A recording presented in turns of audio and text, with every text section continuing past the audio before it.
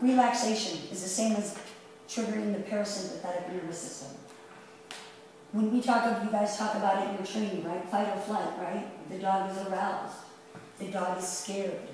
The dog is fearful or shy. They're going to do what?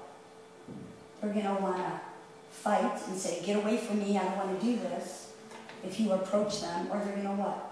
Usual. What's the usual response? You try to get away, right? It's fight or flight. Or something that we need to acknowledge that a lot of people don't really see is that the dog will freeze. There'll be a lot of lack of movement. And that's the dog you need to be really careful with.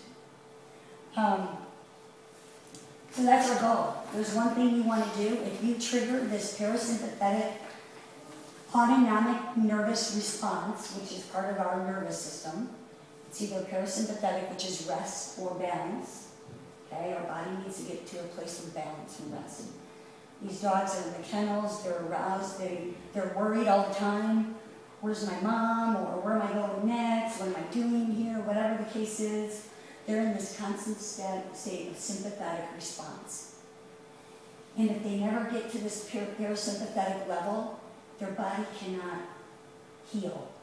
It cannot function. So as long as they're always, even if it's a low-lying stress, the body is responding by secreting epinephrine, norepinephrine, all these cortisol, which is basically the killer. When you talk about disease, cortisol is a big no-no.